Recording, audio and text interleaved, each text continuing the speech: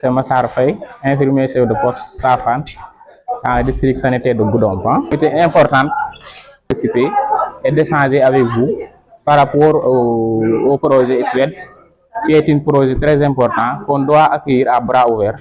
Parce que nous, on a l'habitude de travailler avec les projets, Ismea qui a fait notre là, mais on voit que Suède est allé au-delà de tous ces projets qu'on a eu à travailler. Puisque non seulement il a touché la santé, mais il a touché aussi l'éducation. Quand on parle de l'éducation, quand on parle de la santé aussi est multidimensionnelle. On ne peut pas aller seul. Donc on a besoin des autres secteurs pour nous appuyer et pour l'atteinte des objectifs sanitaires. Je pense que c'est important.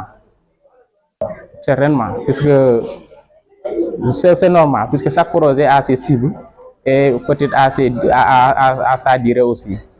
Mais quand on parle seulement les jeunes de 15 à 24 ans, donc peut-être on peut penser aussi aux garçons, puisque quand on parle de vulnérabilité, ce ne sont pas seulement qui sont vulnérables, il y a aussi des garçons qu'on doit aussi accompagner pour l'atteinte des objectifs, puisque comme on l'a si souligné, nous sommes dans une population où vraiment on a besoin d'être accompagné, surtout en termes de santé, en termes d'éducation, vraiment.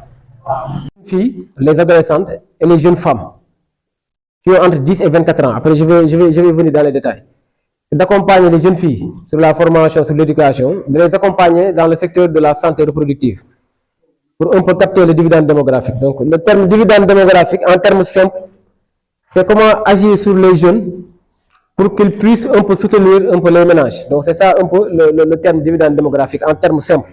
Intervenir sur la jeunesse pour qu'ils puissent un peu renforcer donc, la charge au niveau du ménage. Donc comme le projet-ci vient intervenir sur les jeunes filles, il n'y a pas de femmes, il n'y a pas de garçons, c'est les jeunes filles de 10 à 24 ans. Donc répartis en deux lots. Après je vais entrer dans les détails. Maintenant le projet c'est sur 11 régions du Sénégal. Il n'y a que Louga, Ziguinchor et Fatick qui ne font pas partie. Toutes les autres régions font partie du Suède. Et dans chaque région, on a choisi des départements d'intervention en fonction de la vulnérabilité des communes. On s'est basé sur le RNU, le registre national unique. Donc c'est le RNU qu'on a utilisé pour octroyer un peu les bourses familiales. Donc le RNU a été la porte d'entrée pour pouvoir identifier les communes les plus vulnérables en termes de ménage. Donc c'est ces communes-là qu'on a choisi en premier. Après, on a regardé est-ce qu'il n'y a pas des interventions similaires au projet qui interviennent dans la zone. S'il y en a, on ne veut pas faire de doublon, on part sur une autre commune. S'il n'y en a pas, on choisit cette commune. C'est pour cela dans la région de Sédhiou, on a choisi 5 communes d'intervention en fonction de la vulnérabilité des communes et en fonction de la couverture ou bien de la non-couverture des aspects similaires du projet Suède. Donc il y a la commune de Simbandi Balante, il y a Simbandi Brassou, il y a Niaga, Banger, et l'autre là, Mangarungu Santo. Donc il y a 5 communes dans la région de Sédhiou où l'intervention va se faire, tout le paquet de services va se faire au niveau des 5 communes. Maintenant le projet il est polarisé. On a 11 régions. Sur les 11 régions, il y a 5 pôles. Dakar, Thiès vont ensemble, vont former le pôle ouest. Diourbel, Kaolack, Kaffrine, ils vont former le pôle centre. Saint-Louis, Matam, pôle nord. Tamba, Kédougou, pôle est. Et Sédhiou, Kolda, pour finir, pôle sud. Maintenant, pour chaque pôle, il y aura un coordinateur de pôle, c'est-à-dire un chef d'antenne. Donc maintenant, l'emplacement du pôle, après on va voir avec le gouverneur, ce sera dans quelle région. Il y aura aussi un ONG. Il y aura un ONG pour chaque pôle et un coordinateur de pôle pour chaque pôle. Donc il y aura 5 pôles, 5 coordinateurs et 5 ONG. Donc les ONG vont faire l'intervention avec les ministères. Pour rappel, c'est le ministère de la Famille qui est le lead de ce projet. Donc le projet est logé au niveau du ministère de la Famille. Maintenant, dans l'intervention, elle est multisectorielle. Il y a le ministère de la Santé, il y a le ministère de la Jeunesse, il y a le ministère de l'Éducation, il y a le ministère des Finances et de la Justice. Donc, eux tous vont faire l'intervention au niveau des communes ciblées dans le cadre du projet. Maintenant, la cible prioritaire pour le projet cible les adolescentes, les filles qui ont 10 et 19 ans pour l'école et 15-24 ans pour la commune, c'est-à-dire les filles déscolarisées qui ne sont plus à l'école, bon, qui ont quitté l'école, qui sont mariées, qui ont des enfants, qui ne sont plus à l'école et qui sont dans la commune. Donc, le projet vient enrôler ces deux groupes-là. Les filles qui ont 10-19 ans, école, 15-24 ans dans la commune. Et dans la cible toujours, en fait, le document de base du projet a été fait par l'UNFPA. Donc, on appelle ça le document Camber. Donc, dans ce document de base-là, il a été question de voir les taux de mariage précoce dans les différentes régions, les grossesses précoces, les abandons scolaires, peut-être à des problèmes financiers ou bien des problèmes de mariage ou bien de mariage d'enfants. Donc, ce sont ces cibles-là que le projet vient accompagner pour un peu assurer le maintien de ces jeunes filles-là jusqu'au niveau terminal, c'est-à-dire de 10 à 19 ans. Ça englobe un peu le primaire jusqu'au secondaire. Donc, dans la cible aussi, on aura besoin des badians de gox, on aura besoin des leaders communautaires pour un peu faire la sensibilisation. Parce que le projet touche l'éducation, mais également la santé. Donc, il faut qu'il y ait une large sensibilisation pour que les ménages, les parents d'élèves puissent un peu connaître les prérequis même de ce projet et les solutions que le projet va apporter par rapport à ces filles-là. Donc, il y aura une sensibilisation. Le projet va intégrer le réseau des badians de gox au niveau régional et départemental, donc les relais communautaires de chaque commune.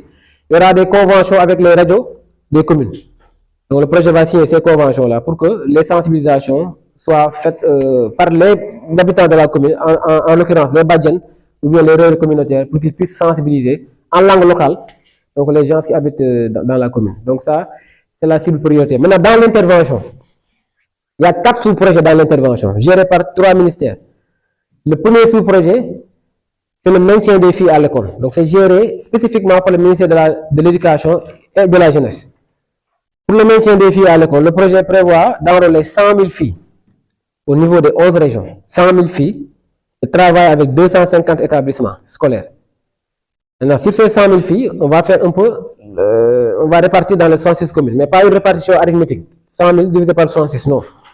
On va faire 100 000 par rapport à la densité déjà de la commune et par rapport à la vulnérabilité. Parce que si on prend la population comme cible prioritaire, donc Dakar et Mbacké, peut-être Diourbel, vont prendre le plus de quotas. Donc les zones les plus vulnérables se verront attribuer le plus de quotas en fonction de la carte de la vulnérabilité du RNU. Donc on va enrôler 100 000 filles. Donc chaque commune aura son quota sur le plan éducation. 100 000 filles et 250 établissements. Maintenant, sur les 250 établissements et sur les 100 000 filles, on ne va pas choisir tout le monde. Il y aura un ciblage qui va être fait. On peut venir dans une commune et que le quota en termes de vulnérabilité peut être supérieur au quota attribué à la commune. Maintenant, les filles les plus vulnérables au niveau de l'école, et ça, ce sont les gens de l'école qui vont sortir ces données-là. Ils vont nous dire, dans mon école, j'ai tant de filles qui sont vulnérables. Maintenant, les classes de vulnérabilité peuvent différer. Une fille peut être vulnérable en termes de performance scolaire, vulnérable en termes de façon économique, ou bien vulnérable par rapport à la distance, ou bien vulnérable par rapport à son niveau de santé. Donc il y a des classes de vulnérabilité. Maintenant, quand l'école sortira toutes ces classes de vulnérabilité-là, nous, on va choisir en fonction de l'offre que le ministère de l'Éducation va apporter. Maintenant, par rapport à l'offre, il y aura des cours de soutien pour ces filles-là. Donc toutes les filles dont leur note scolaire n'est pas assez fameux, donc ils vont voir on va les encadrer en leur donnant des cours de soutien. Il y aura des bourses scolaires. Donc, comme Isméa faisait, malheureusement, Isméa n'a pas passé ici. Isméa donnait des bourses scolaires, c'est-à-dire de l'argent, il le donnait soit aux parents d'élèves ou bien aux tuteurs d'élèves pour qu'ils puissent supporter la charge de l'élève. Donc, on a constaté que c'est au niveau du collège que le taux d'abandon chez les filles est beaucoup plus important. Et parfois, c'est dû à certains parents d'élèves envoient leurs filles chez un tuteur au niveau du collège pour qu'ils puissent passer toute l'année scolaire là-bas. Maintenant, c'est une cause d'abandon. Donc, la charge ne peut plus être supportée par ces tuteurs-là. Donc, l'enfant finit par abandonner. Maintenant, les bourses scolaires, soit on le donne aux parents d'élèves, soit on le donne à la tuteur de l'élève pour qu'il puisse supporter la charge de cet élève-là. Donc, il y aura des fournitures scolaires. Il y aura aussi des kits hygiène, c'est-à-dire des serviettes hygiéniques et des savons qu'on va donner à l'école pour les filles. Il y aura des cantines scolaires. Les écoles avec lesquelles le projet va travailler, il y aura dans chaque école, il y aura des cantines pour que les élèves puissent se restaurer avant de rentrer. Donc, il y aura aussi des kits pour le transport.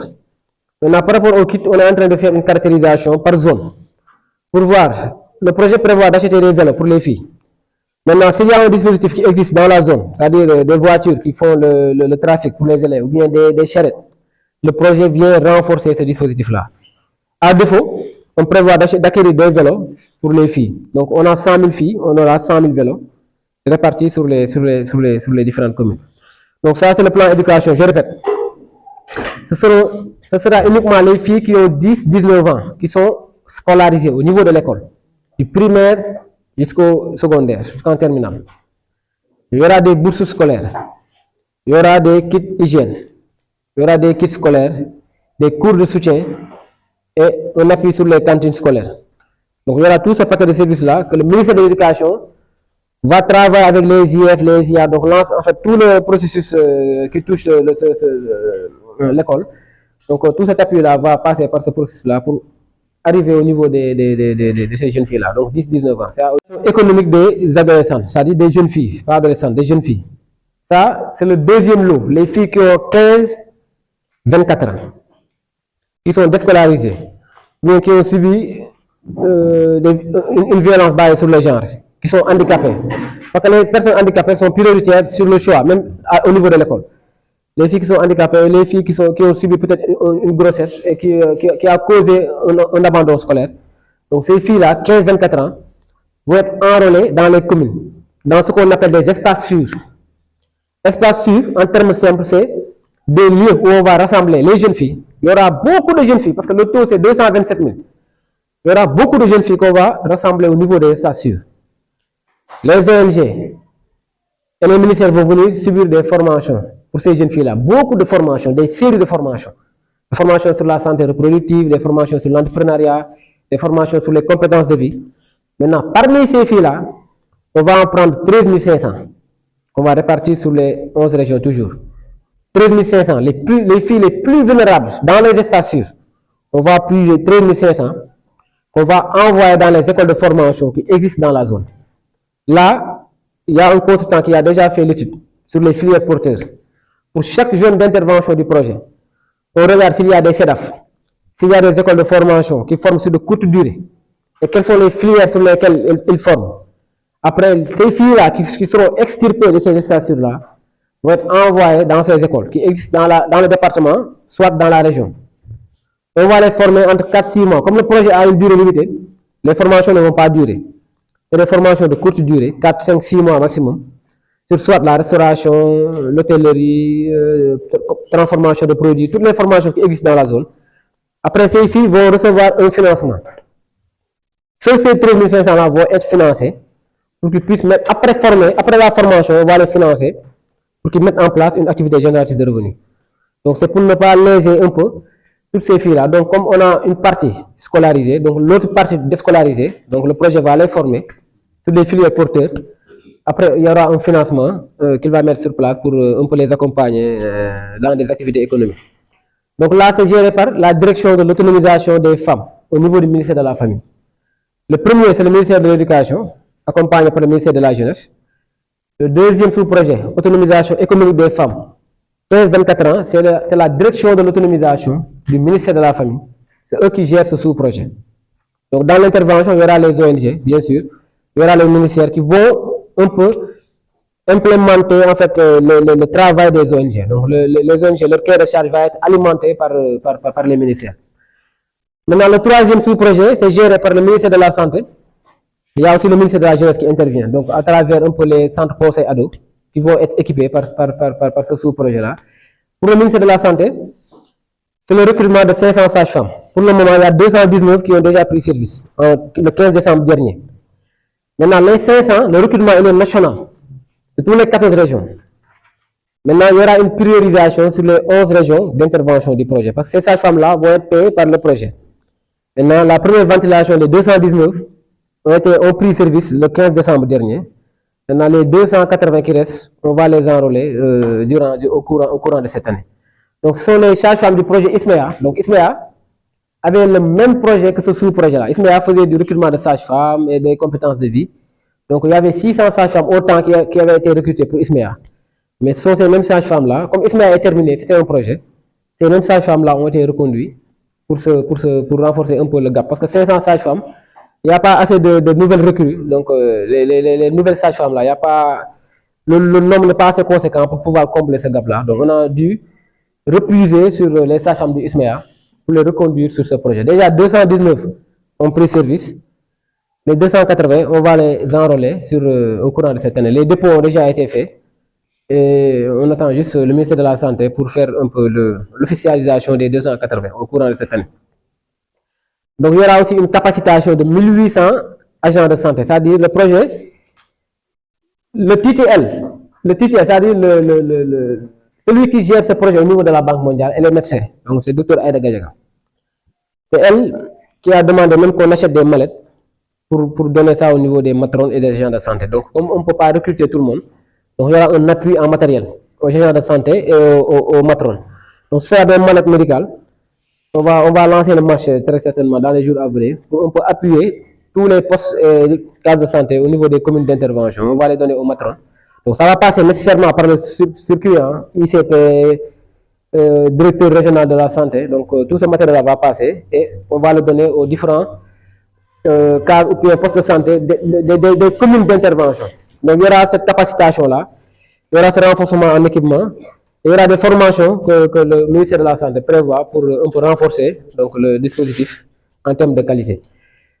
Il y aura aussi l'intervention des Badianougor. Donc, toujours la TTL insiste à ce que les Badianougor portent ce plaidoyer-là, la sensibilisation sur tout ce qui touche un peu le domaine sanitaire au niveau de ce projet-là. Donc, les Badianougor, à travers le réseau au niveau régional départemental, donc, ils seront partie prenante pour ce projet-là, pour faire un peu les sensibilisations. À travers même le ministère de la Santé, il y aura ce qu'on appelle le dispositif École des Maris.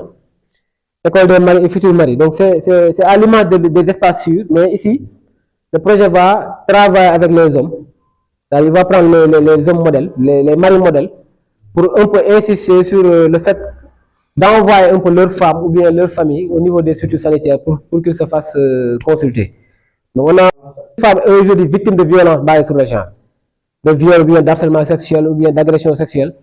Il faut qu'on la référence sur les structures de prise en charge pour qu'elles soient prises en charge de façon holistique, c'est-à-dire de bout en bout. Maintenant, dans le cadre de ce projet, celle à qui il faut s'adresser, c'est Ramatoulaye Mansali. Donc, elle va après subir une autre formation. Tous les points focaux, on a 66 points focaux sur les 106 communes. On va après subir une deuxième formation de capacitation.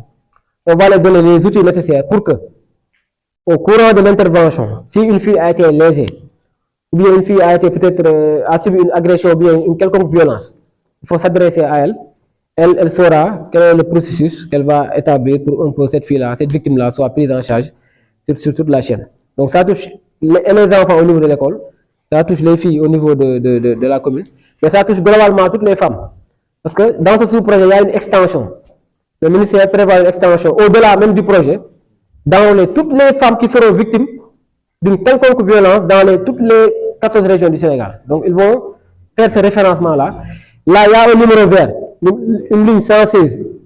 Mais pour le moment, ça ne marche qu'à Dakar.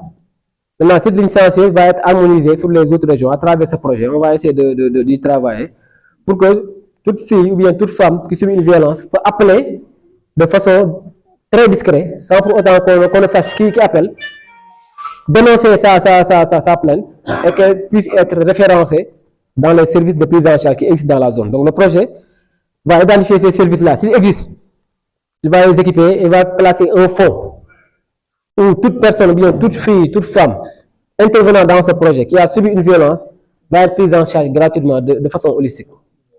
Donc il y aura la prise en charge financière, il y aura la prise en charge psychosociale, donc il y aura toute cette prise en charge-là pour que cette femme, Aruna Sall, je suis le responsable sauvegarde environnementale et sociale du projet SWET. Donc le projet SWET, c'est un projet de l'État du Sénégal, donc financé à autour de 60 milliards par la Banque mondiale, et qui est logé au niveau du ministère de la Famille et des Solidarités, de l'Action sociale. Et donc dans l'intervention, elle est multisectorielle, l'intervention. Il y a le ministère de la Santé, le ministère de la Jeunesse, de l'Éducation, le ministère des Finances et même le ministère de la Justice qui interviennent dans le cadre de ce projet-là. Maintenant, le projet intervient sur 11 régions du Sénégal. Parmi ces 11 régions-là, donc il y a la région de Sédhiou. Donc dans la région de Sédhiou, on est sur le département de Goudomp. Et dans le département de Goudomp, on est sur 5 communes, donc à savoir les communes de Simbandi Balante, Simbandi Brassou, Baguère, Niaga et Mangarungu Santo. Donc pourquoi le choix de Simbandi Balante? Parce que le projet, à la base, c'est un projet qui s'active sur les zones vulnérables, donc dont le levier est la vulnérabilité.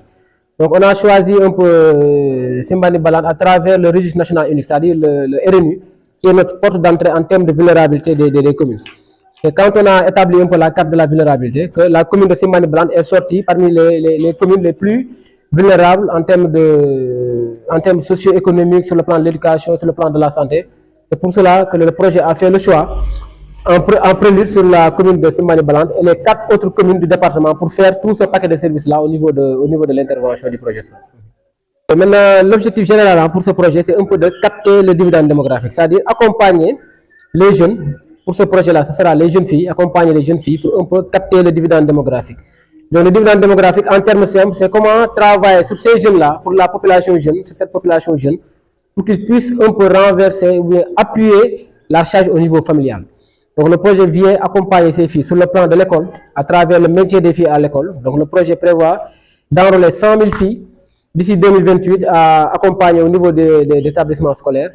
Donc le projet prévoit également d'accompagner les jeunes femmes qui sont déscolarisées, c'est-à-dire les femmes qui sont plus à l'école, qui sont vulnérables, déscolarisées ou bien qui ont subi un handicap ou bien une quelconque violence. Donc le projet vient accompagner ces jeunes filles-là au niveau de chaque commune pour amener un paquet de services. Il y aura des formations, il y aura des financements pour leur permettre de mettre en place des activités génératrices de revenus. Sur le plan sanitaire également, c'est une continuité. Donc malheureusement, le projet Ismaïla n'est pas passé par ici, mais le projet prévoit un recrutement de sages-femmes, une valeur de 500 sur le territoire national. Il y aura aussi une capacitation de tout ce qui est matrone, agents de santé communautaire et des équipements au niveau des districts et postes de santé dans chaque commune d'intervention. Il y aura aussi donc un gros volet sur tout ce qui touche la protection des femmes, la lutte contre les violences basées sur le genre. Donc, raison pour laquelle, pour chaque commune, il y a un point focal qui a été désigné pour gérer tous ces aspects-là. Donc, on va voir donc les structures de prise en charge dans toute la région, ou bien dans tout le département. Donc, toute fille ou bien toute femme qui subira, dans le cadre de ce projet, une violence, quelle que soit la nature, va être prise en charge de façon holistique. Et ce point focal-là va être le levier entre le projet, la commune et les structures de prise en charge pour faire un peu tout ce qui est référencement. Et voilà, aujourd'hui, vous avez des orientations. Maintenant, l'orientation, c'est que c'est un projet pour vous, pour la commune. Donc, il y a beaucoup de communes qui sont dans le département qui ne sont pas enrôlées. Donc, on demande un peu à la population de Simbandi Balante de se l'approprier. Donc, de faire de telle sorte qu'il y ait une facilitation en termes d'intervention et qu'il y ait aussi des mesures de prévention parce que la cible, elle est une cible vulnérable. Au-delà de la vulnérabilité, c'est des filles, c'est nos enfants. Donc, il faut que la population l'approprie de ce projet, aide les intervenants à faire bien le travail et que tout le paquet de services, tous les résultats escomptés.